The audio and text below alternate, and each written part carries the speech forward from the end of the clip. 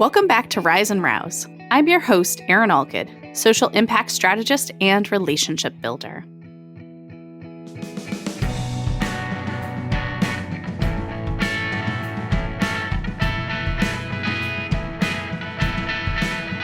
Today, we are joined by Sabrina Walker-Hernandez, best-selling author and president and CEO of Supporting World Hope, a coaching and consulting service for nonprofits. Sabrina has over 25 years of experience in nonprofit management, fundraising, and leadership.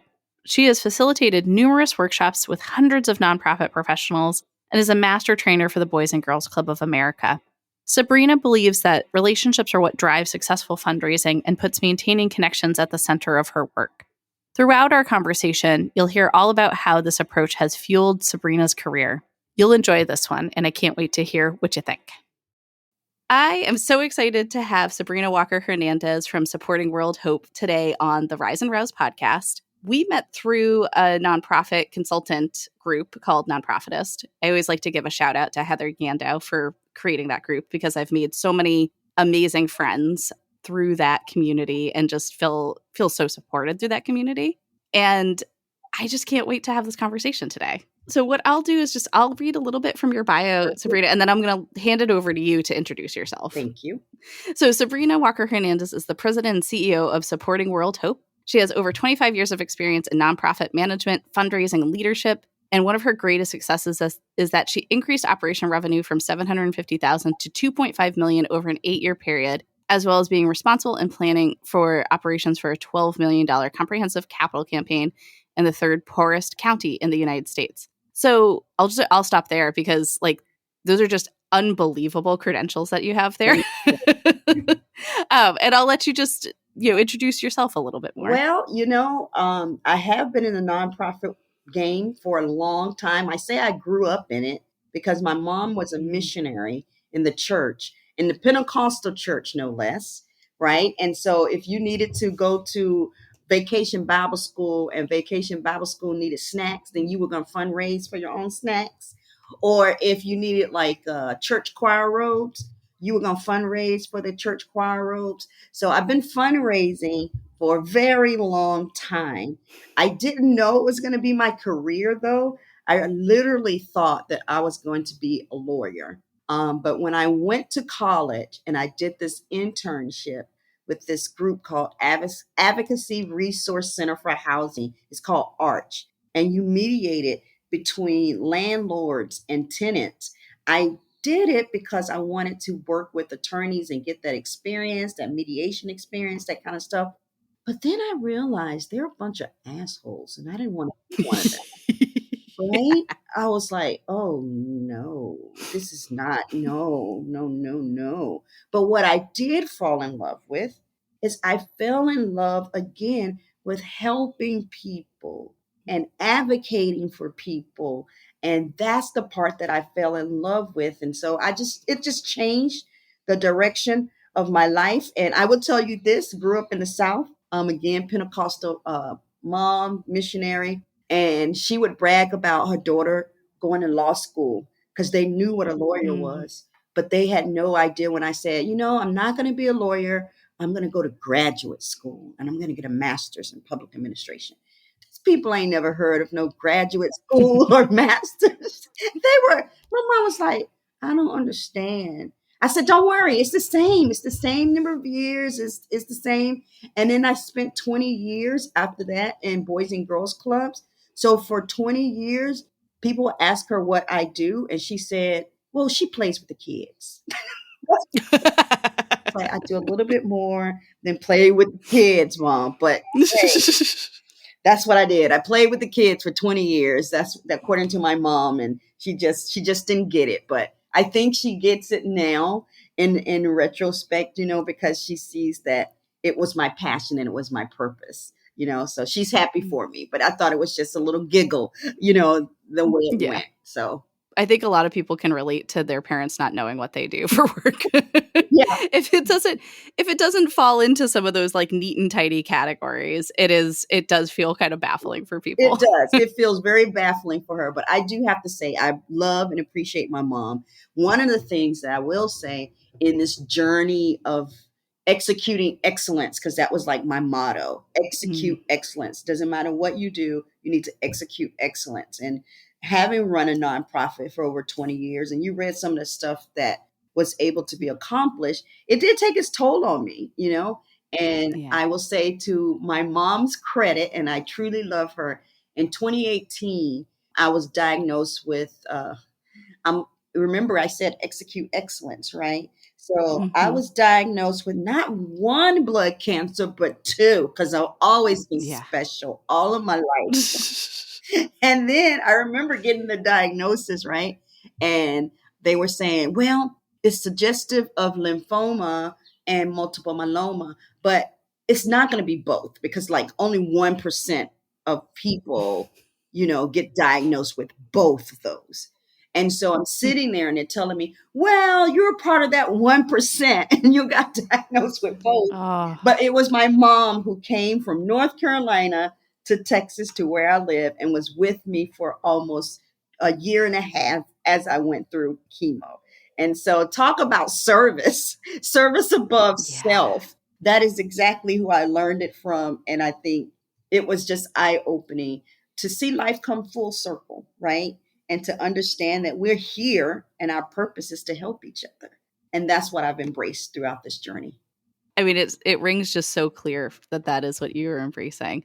It's funny. I was telling some friends yesterday that I was going to be talking to you, and I'm like, oh yeah, and I'm like explaining like your background and everything, and I'm like, yeah, and she has had two cancers, and then she decided to start her consulting business from her like hospital bed, and I was like, yeah, it's going to be a really cool interview. They're like, you can't like leave it there.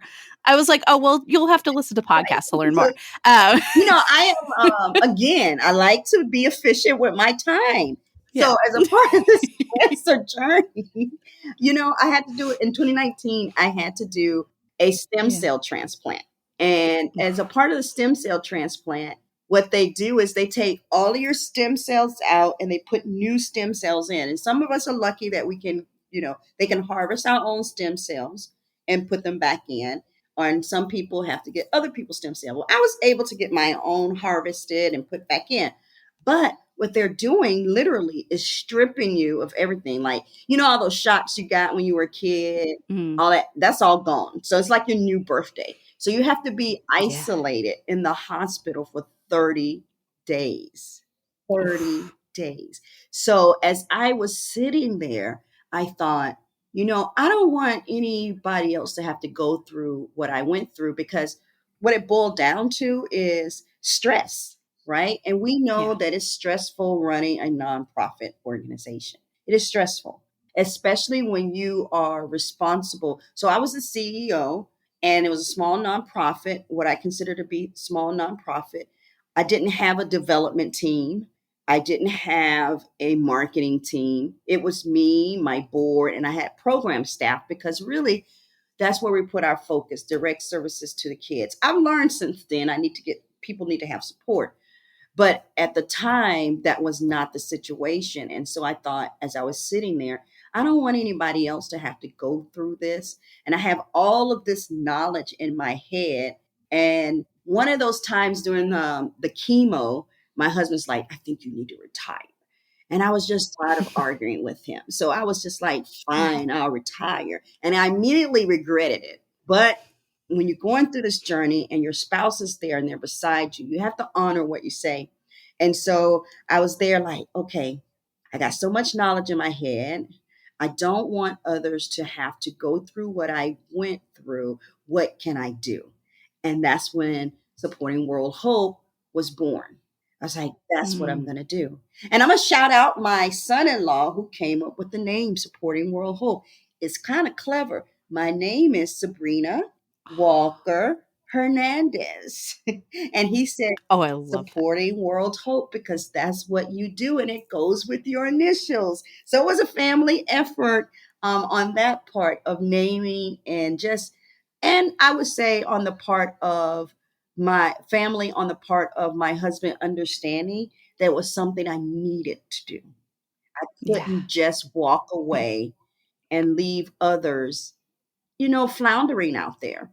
And that's been one of the goals of my business. I started this online group called Nonprofit Professionals Exchange, because a lot of times the nonprofit startups, a lot of times this is what happens. Um, Somebody says, "You always helping people. You should start a nonprofit." Mhm. And that's as much thought as people put in it. And they say, Mhm. "I'm going to start a nonprofit." And then when they start that nonprofit, they think, "Well, I started it and I'm going to get some grants. And people are just going to help me now because, they get a tax write off and I'm legitimate." Well, what they Mhm. find out very, very, very soon is you're not grant ready. That's one. Mhm. Grants ain't just going to come flying down from the sky. Two is not only are not grant ready, people don't know who you are beyond a certain circle, and they're not just going to give you money. So you thought you set up this social media page, you're going to share some little pictures of what you do, you're going to ask some people for money, Mhm. and all of a sudden it's just going to be raining. And they get in there in Yeah. shock that that's not what is happening. Part of the mission of my group is to make sure I nurture those people and share knowledge with those people and help them get over that initial shock that you started a business.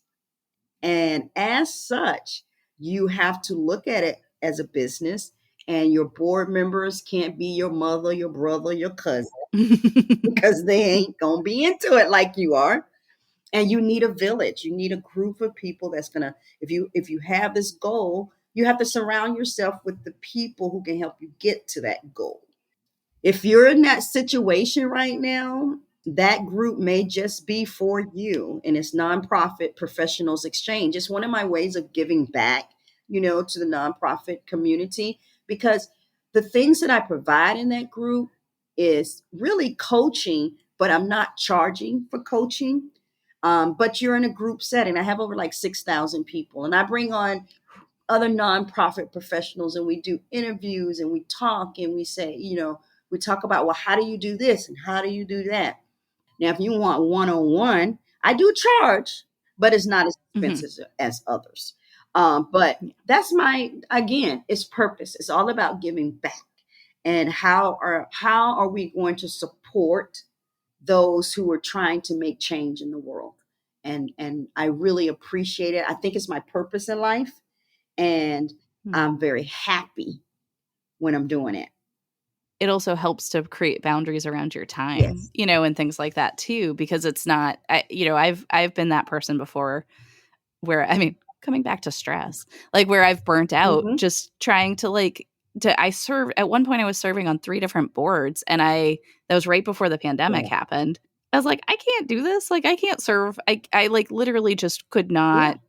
could not do it all. So I had to quit everything. Um And find that. which broke my heart. Yeah. It Yeah. breaks your heart because you are a person who gives. But if you're not giving to yourself, then you can't give out. And so sometimes you just have to reset and say, okay, let's recalibrate and let's redo this. And there's nothing wrong with that. I think a lot of times Mm. people who are in the nonprofit world or who are natural givers, they feel guilty when they have to take care of themselves. Yeah. And it's okay to take care of yourself. It really is. And that's coming from me. I'm always doing something. Okay. Yeah. I used to say being busy, but I have a friend who says you're not being busy, you're being productive. So I like Yeah. being productive. And sometimes my husband, he's probably my greatest advocate, but he challenges me a lot, which I appreciate. And he's like, "You're doing too much." And my sister says Mm. that too. "You're doing too much." And I'm like, just because y'all move at the pace doesn't mean what I do. Okay. I like moving in this pace, in this lane. And when I'm Mm. tired, I'll stop. Like this past Sunday, let me tell you, I didn't get out of the bed. Mm. Some of those days you got to give it to yourself. You got to Yep. take those time. My husband's like, "Are you going to get up?" I'm like, "Well, no, I'm not. Not in the cards for me today." And it's okay to take the time for yourself. I think in the cancer journey, that was probably Mm. the biggest thing that I learned, Erin, because I was so busy trying to execute excellence that I would literally get up and be at work sometimes, at 9 o'clock. And I would never say work. I would say I'm going to the club because I worked at Boys and Girls Club and I Yeah. absolutely fell in love with the mission. But I would get there like at 9 o'clock in the morning. And sometimes I wouldn't leave to 10 o'clock at night. And that was a normal occurrence for me. Unfortunately, I created a culture in my organization that kind of follows suit on that because you're the leader. And as the leader, you're setting the tone. If I have to say anything, that's probably one of my biggest regrets. That in my head, it was a value that I had. And I don't know why. Gotta go to therapy about it later. But you know how that is. I ain't unpacked that yet. But it was a norm that I established in my organization, and burnout is real. And when I left my organization, my operations person took over as the CEO, and she continued along that path, and she literally burnt herself out within the first year. And so it's probably one of my greatest regrets. Yeah. So if I can say anything to anyone that's listening out there, if you're sitting in that seat, make sure you take care of yourself and make sure you take care of the people around you because they're trusting you. You're the leader. And especially if they respect you. So they're watching, and make sure that you're teaching them how to take care of themselves. And it starts with you taking care of you. So how do you do that now, like for yourself? Like how have you been able, since you're running your own business now, like you and I both know, like there is that propensity to continue that kind of grind, but now that you've kind of been able to recognize it, like what's shifted in how you work now? Well, it's funny that you asked that question because when I first started out, I created this atmosphere of deadlines. And I was like hustling and doing all these things. And I'm going, if you don't do it, who's going to say anything? Who's going I had to stop myself because I was used to it. I really was used to that hustle and bustle. And then I actually talk about a therapist. I did hire someone that I had to talk to kind of unpack why I was creating that same atmosphere for myself and to recognize what it was about me that was causing that. And so now I think, there's a such thing as swinging the pendulum too far too. But I would tell you there are some things that I put in place that helps me. One is if I like you, I'll meet with you before 9 a.m. So I must like you. I like because usually I set my meetings, they start at 11 a.m. The earliest I'll go is 10 a.m. And then I will work, and I try to use like time blocking so that I'm productive.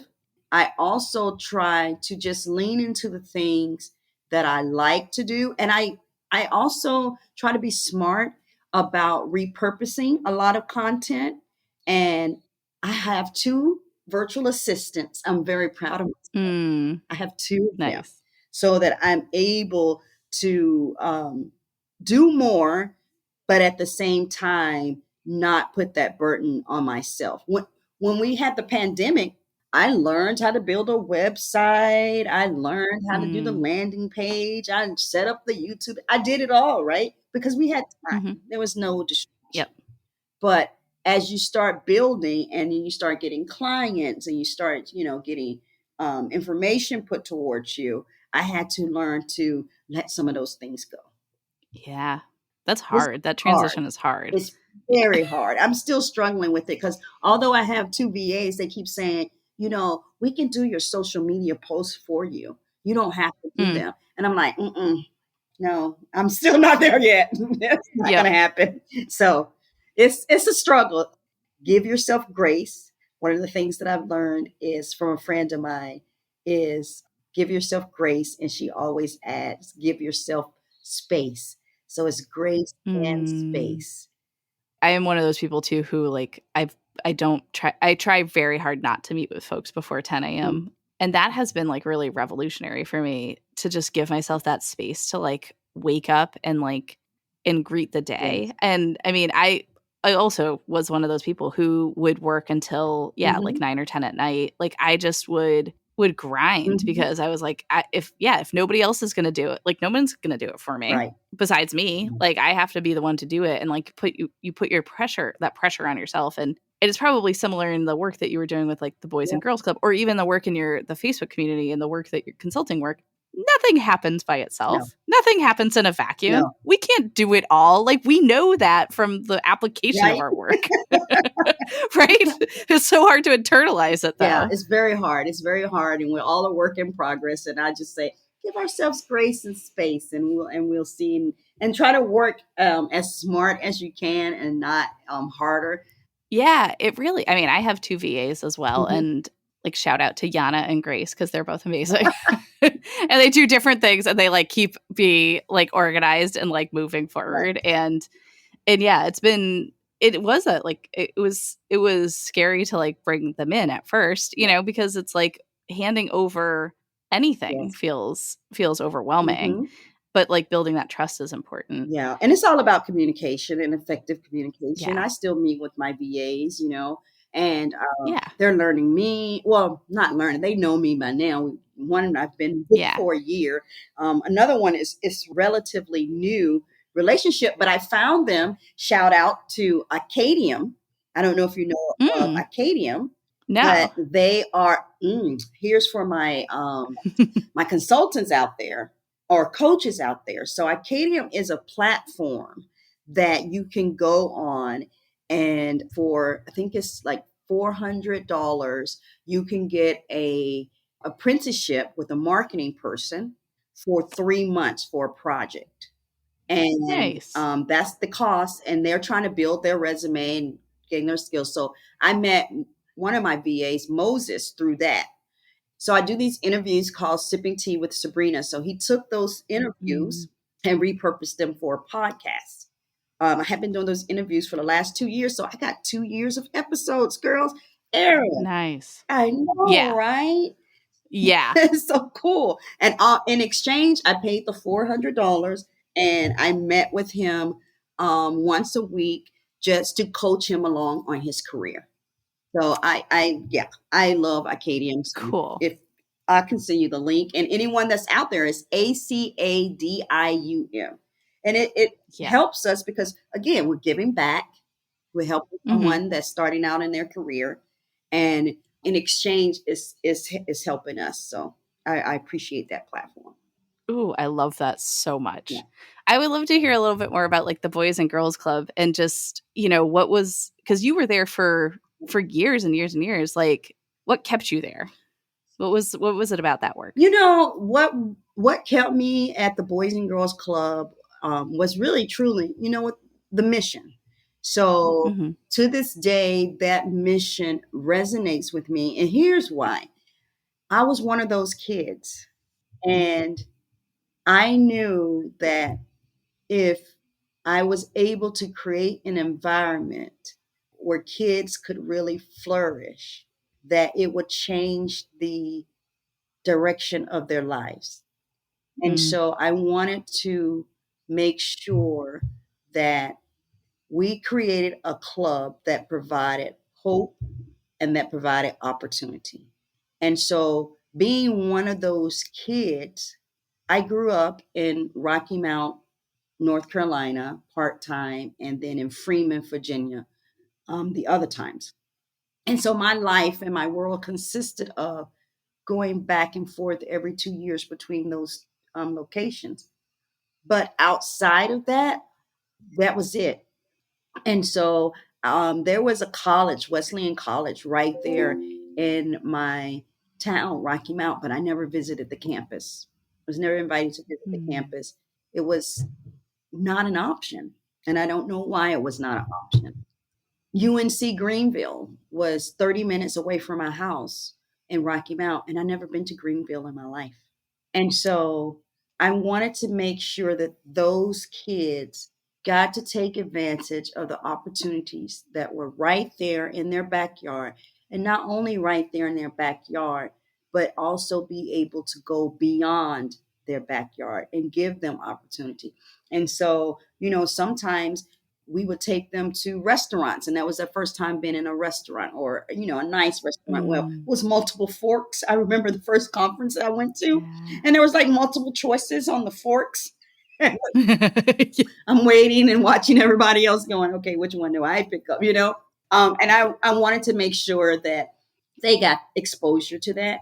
And so that was really the driving force for me, is really why I fell in love with it. And also being able to offer them, again, those opportunities around education and those opportunities around having different experiences in their lives, was a driving force for me. And I think that people can discredit those kids and say, oh, those bad kids, oh, those at-risk kids. And so every day I got to get up and fight that stereotype, and not only fight the stereotype, but also provide them with those opportunities. And doing that for 20 years was amazing, because now Yeah. the kids that I worked with are 30 and plus, 30 plus, and they have kids, and their kids go to the club.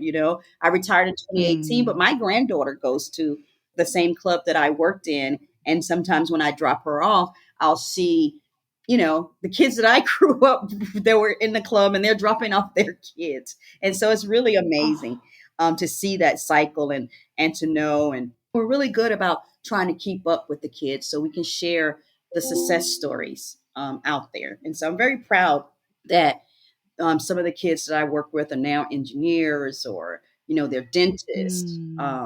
They are, and I would tell them when they were in their teens, like, you know what, you're going to be the next mayor, or you're going to be the next this. So when I come and ask you for money, you're going to give me the money, right? Because Mm-hmm. you know the benefit of the program. And I kept saying, I'm just growing my next donor base. That's all I'm doing. Yeah. That's like what a great way to like look at that, and just to like to be doing like generational work. Yes, You know what I mean? yes. And to be able to like see it with your own Yes, eyes. it's a Like wonderful thing. And one of the things that I really liked is Boys and Girls Club. And we did programs for boys and girls, but I really like putting energy into girls, because I realize as well that if you change a girl, you're changing a family. And if you change a family, you're changing a generation. mm, And so that yeah. was that long term big picture for me, is what kept me going. Yeah. Do you have any like specific stories like that make you smile when you think about them? Well, one of my kids, I always talk about, it's so many. I'll talk about Joaquin. So Joaquin, when I first met him, he came over. So where my organization was is along the Texas-Mexico border. Joaquin came in from Mexico, and when he came in, I think he was a little older. He was maybe eighth grade, ninth grade, and he did not speak English, but he was sharp. And Mm. the club was one of the places where he, in school, of course, and just the environment where he learned to speak English. And he competed in this competition we have. It's called Youth of the Year. And he got up in front of about 300 people, and he delivered a speech in English. Mm. And it was a resounding success. And not only that, he got to deliver that same speech in the state capital, the state of Oh. Texas. And now he works for Dell, and he's an engineer at Dell. Mm. Those are kind of like the stories that I love. And then there's Star, and that's her real name, Star. Mm. Star, we used to have this event called Stake in Your Community, and she was just the cutest little thing, very outspoken, all of those things. Sometimes I was like, what is this girl gonna say? I don't know if this is a good thing or a bad thing. But she was our spokesperson for that event, probably from the time that she was like 7 years old until the time that she was 18. And now Star is in law school. Should have saw that coming. Uh, God knows. I was like, what is she going to say? But she's in law school. I think this might be her last year of law school, and she's going on with her life, and it's something that I take a little bit of credit for because we saw Mm, that quality in her, and yeah. she had a stage. Every year she was the spokesperson for that campaign, and the Channel 5 would come out and they would record her, and she would do the Mm, commercial, and you saw her grow up in front of the camera, and it's a testament that she was with us for that whole amount of time. Sometimes in this journey of working with kids, you will get them until, they're 5, 6, 7, 8, 9, up until 12, because up until 12, your mama tells you you're going. Whether you want to go or mm-hmm, not, you are going. Then there's something about going to middle school and high school where you get a choice. And sometimes after school programs, Boys and Girls Club, they're not cool. And so you mm-hmm, stop going, right? And we understand that as they grow older, that you want them to get involved in school more. You want them to become, drama, get in drama or band or cheer or whatever it is. And so they're not going to be there every day like they were when they were little, but they still have mm-hmm. that connection to the organization. Yeah, And so if you're doing your job right, when they are in high school, you will not see them every day, because yeah. again, you're trying to create youth that are well rounded. Mm. And so that mission really, that was my core, and I loved it.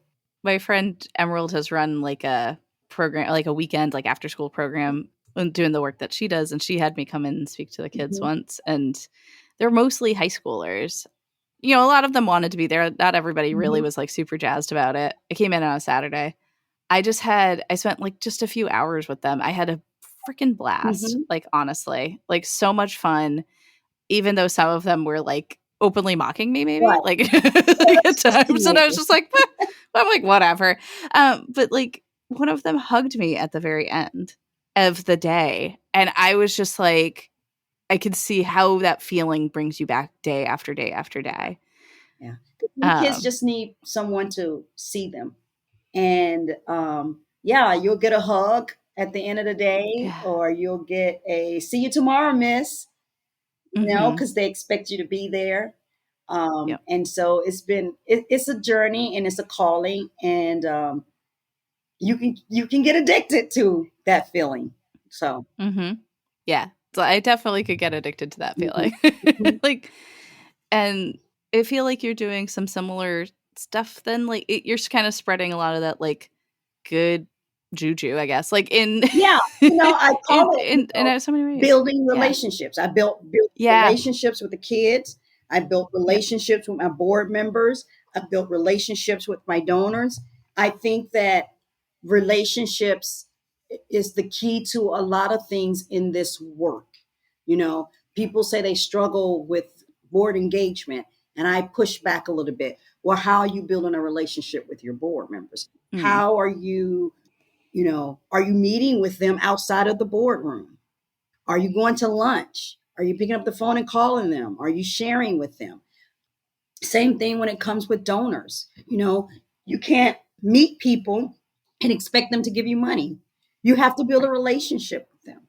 And then once they Yeah. give you money, you have to continue that relationship and tell them, how did I spend the money? Mm-hmm. And continue to learn about them, because people value relationships.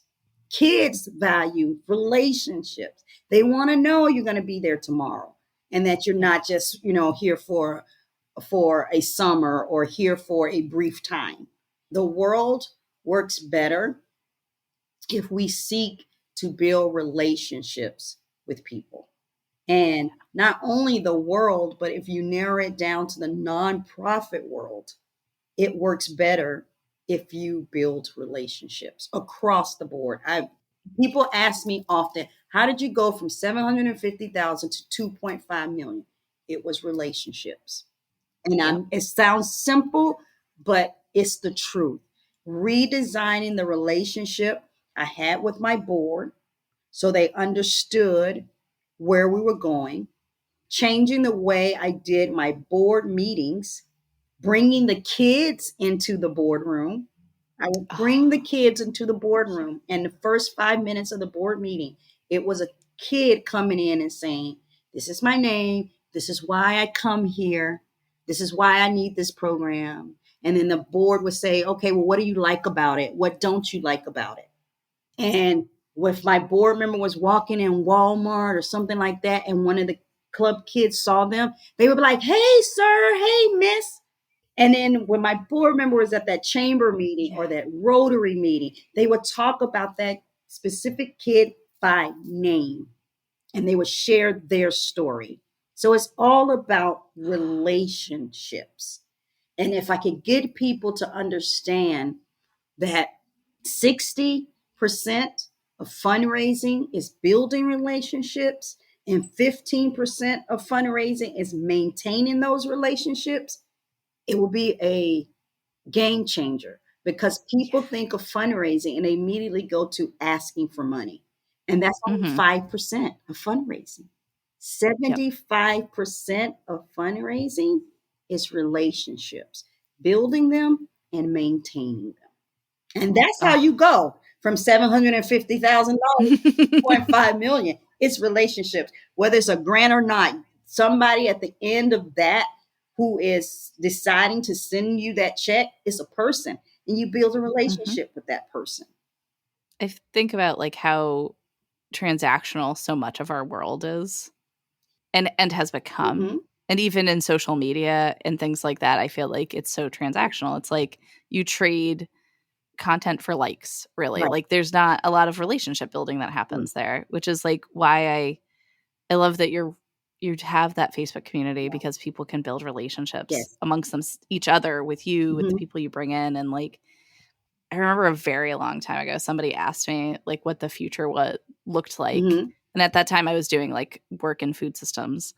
And they were like, "What do you see is like going to happen in the future?" I'm like, "We're going to start to shift and be more collaborative in nature," which Mm-hmm. is like at the root of relationships too. Like you can't have good collaboration without good, strong relationships at the core and trust built and things like that. And I think that that's it's what I hear kind of like in a lot of like what you're saying Mm-hmm. too is just like if we could just start to shift the way in which we approach these kinds of things to be more relational and not transactional, there's a lot of possibility in Yes, a that. lot of possibility. And you just hit on something. That was another growth opportunity for us to get to that amount was collaboration Yeah. and partnership. I had for so long tried to get those federal grants as just Mhm. my organization. And I realized that to get those $800,000 million grants, I needed to go into collaborations. And Mhm. so who I collaborated with became very important. Actually, myself and another local Boys and Girls Club, we formed a collaboration, unique opportunity. Maybe someone can steal this idea. Mhm. But we hired a resource development person and shared that resource development person. They Nice. came on my payroll because my benefits were better. And then Mhm. the other organization reimbursed half of their salary. But she wrote for both of us. And what evolved from that was she didn't write separate grants, but she wrote collaborative grants. We Mm. started getting, the 800,000, the $1 million, grants because we were collaborating. And that's what state grants, federal grants, foundation, that's what they want to see. Yep. They want to see that collaboration. And that's Yeah. relationships. You can't go in relationship with everybody. No, no. The people that you build that trust and mutual respect and all of that, then that's where you start to realize, oh, okay, we can do this. We can grow together. And that was a Mhm. game changer for our organization as well. Where do you draw the line of with people you wouldn't want to collaborate with? What do I thought of mine? Well, Yeah. I'm gonna tell you how I did it now. We partnered together on something small. And for me, if you were not a planner, Mhm. that's strike one. And then Mhm. strike two was if I had a deadline and you didn't respond to that deadline, now you're making us look bad. Mhm. That's strike two. And then the third strike was when you start playing with my money. Mhm. You can't produce receipts. Yeah. Then I can't partner with you anymore. Yeah. I give everybody a chance, and after that, yeah, I can't do it, because at the end of the day, especially if you're the partner, you're the fiscal agent. It is your Yeah. reputation on the line, not theirs. Those are words of wisdom to live by, for sure. Yeah. So, oh my goodness. I'm gonna just start to shift us towards wrapping up. For you, what does it mean to give a damn in your life, in your work? Well, what does it mean to give a damn in my life and in my work? Well, giving a damn really means if you're invested in people, to make sure that you show up as your authentic self. And if being your authentic self jives for them, then you build that relationship. And then if it doesn't, it's okay. You're not meant for everyone. They will find their person or the situation that resonates with them. But show up as your authentic self. And that really is what it means for me, to give a damn, whatever that is. Show up as your authentic self. And people give out energies, and some energies match and some energies don't. Yeah, that's so true. Mm-hmm. I think about some of the I just got a rejection from a proposal I sent today. Don't you hate Clearly, my energy was not jiving with theirs. And it's okay. It's okay. No, it's there's smidge of bitterness on my part. Yeah. No, but but in reality, no, it's the people that I've been able to do the most beautiful work with have been the ones where we were able to really deepen that relationship and build the trust and where our energy connects to and aligns with one another, because it doesn't. Yeah, there are definitely some times where there's people who are on a totally different wavelength, and maybe our wavelengths will meet up at some point, but Not right. but sometimes it's not at that moment. Nope. So, oh my goodness. Sabrina, this has been absolutely amazing. Thank you so much for taking the time to speak with me today. You were absolutely brilliant and thank you. And vivacious, I want to say. Just such a great energy. Thank you so very much. I enjoyed talking to you as well, Erin. I knew we were at least on the same wavelength when we first talked. So I liked your energy, and continue to be your authentic self as well.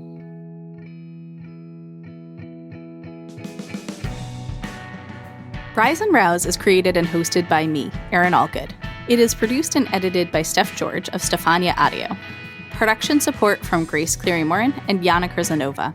Our theme music is written and produced by Chris Marion. If you enjoyed this conversation, please leave a 5-star rating and review to help us reach more people. Make sure to follow Rise and Rouse wherever you listen to podcasts so you never miss your chance to hear from someone who gives a damn. Follow us on Instagram @Rise and Rouse, and sign up for my newsletter by going to allgoodstrategies.com.